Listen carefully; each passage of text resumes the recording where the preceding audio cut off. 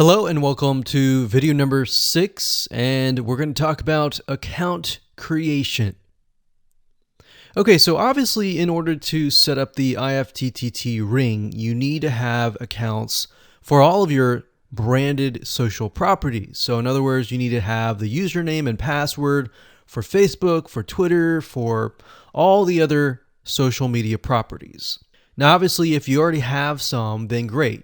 You don't have to create those. But for the ones that you do not have, you want to be able to create those. Now, while that does sound very simple, there's a few things that you really need to focus on. So to make sure that you're successfully able to do this without risking your accounts being closed, and that does happen, we're going to cover a few things that you must do with all of your accounts. In fact, some of our accounts have been banned or closed by mistake because it has to be done a certain way. So you need to make sure that you have everything correct. Now, first, you need to have an email address, preferably a Gmail account or an email account that is reliable. And you need to have one email address for that. Typically, you want to have something that is branded as well, because you never know with these social media platforms if they're analyzing every step of the process. Now, most social media accounts we have found require you to have a unique telephone number. So you will need to use either yours or you'll need to get one. If you don't have one and you don't want to use your personal telephone, there are several places to get unique telephone numbers that can be used for both voice and SMS. And the reason why you want to have it for SMS as well is because some of these social media platforms will send you a text message. Now, one in particular that we use is called line2.com. That's line2.com. And of course, there are many out there, but this is just one that we have tested and it works really well. So a lot of times when you create a brand new social media property, an account, you need to have a unique telephone number. Now, the reason for needing a unique telephone number is because most social media platforms, they really want to make sure that you are legitimate, especially nowadays. They have a lot of checks and balances and things that you need to get around to make sure that your account stays open. In fact, recently, Facebook has been on a major crackdown, especially with everything that's been going on in the news. They want to make sure that you are legit and that you are not fake. Another thing is you'll also need to have a short bio, a description about your business, your website URL, a picture that is yours, and a professional, or if you don't have your picture, you can use a professionally royalty-free stock photo. Now, why do you need all this information? Well, the reason why you need all this information is because when it comes to account creation, you are going to need to have every piece of these items in hand to copy and paste over. Obviously, if you outsource this process, it's going to be a lot easier. And with that case, you're definitely going to need these items. And it's just going to make your life a lot easier when you're able to copy and paste and all of that. Your picture is actually very important because even Facebook will review photos on all accounts to make sure that fake accounts are not created. In fact, we created an account one time and it was using kind of a fake image. And even though it was royalty free and all of that, Facebook declined it and in fact did not approve the account. So they really want to make sure that your account is legitimate. Now, it's best if you take all this information and you write it out in an Excel spreadsheet so that you have it in hand, you have the username and passwords of all the social media properties, and you can simply log in and begin to create the accounts. So those are kind of the best practices that we have found over the years in terms of creating accounts. And while some of those seem very basic, the one that really stood out that was really important was making sure that you had that unique telephone number. Okay, so hello and welcome to video number 7. We're going to talk about outsourcing. So as you can imagine, creating a ring is very time consuming, especially depending on how big the ring is and how many rings there are and all of that. So it can go anywhere from a few hours to a few days to even a few weeks. And that's the reality of it, is it takes hard work, but once it is set up and running, then you will begin to get better search engine ranking and you'll be able to get more exposure. So like I said, it can take a week or two for someone who's never done this before. In fact, if you outsource it, it's most likely going to take about a week for somebody who knows how to get things done, because account creation takes a lot of time, and then connecting everything from the triggers to the if-else statements and all of that. So what we found over the years is outsourcing is worth it. It's only about $50 to $100 if your 2 weeks are worth more. Obviously, if you're struggling with money and time is of essence and you have a lot of time, then you can set these up yourself. But for the most part, we've found that you really need to focus on your business and on whatever you're promoting. So go ahead and outsource this and it'll be worth your while.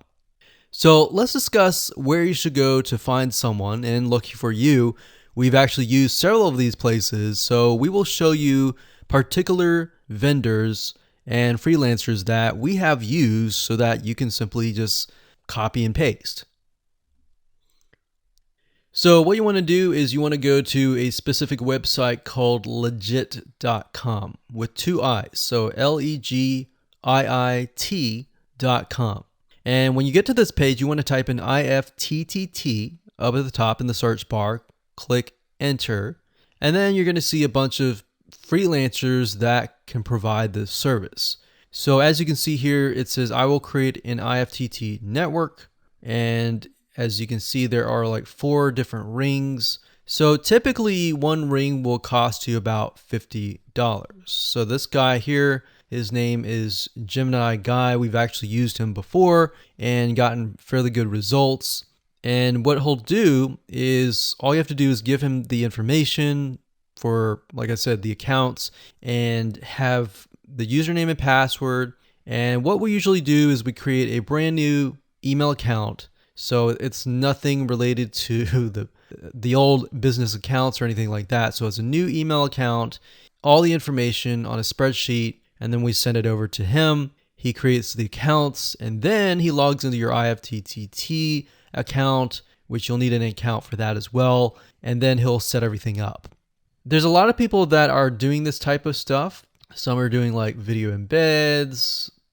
And that's another thing with YouTube. One ranking factor is the more embeds, the better.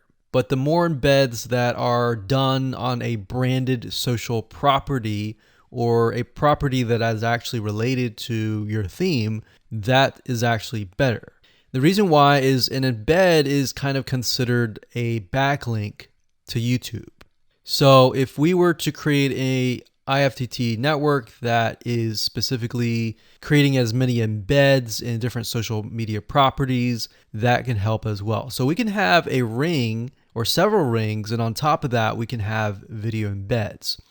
Now, the nice thing about legit.com is it's really focused on a lot of online marketing, SEO, and other different services like backlinks, PBN links, and all of that.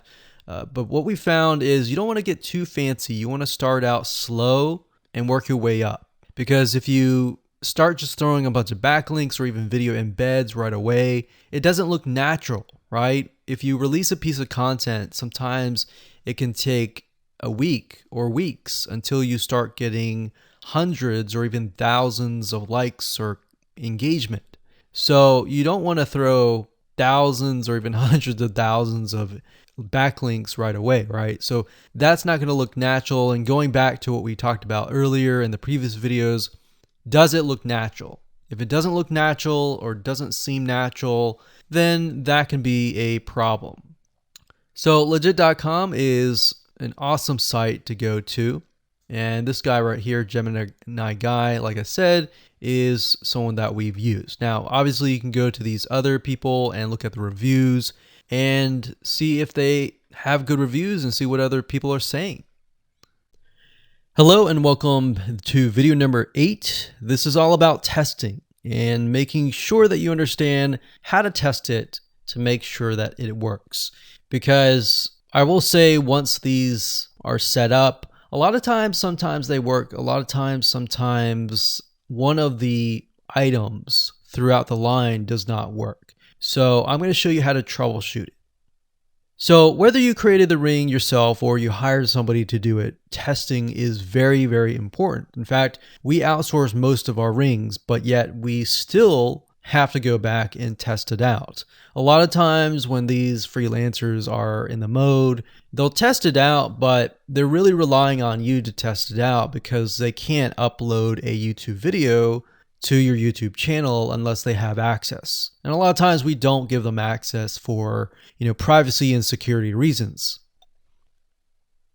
So let's go ahead and discuss how to do that. So let's hop on back over to IFTTT and I'll show you how you need to test things out.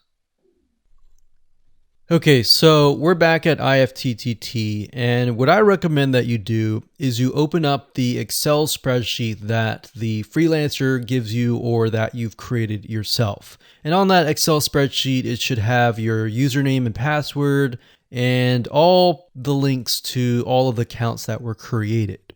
So in that case, how do we test it out? Well, obviously we're going to need to upload a video to YouTube. Now, I'm not going to do that now, but if you upload that, everything should work throughout the network. So the way you can test things out is simply by going to the websites that are in the Excel spreadsheet.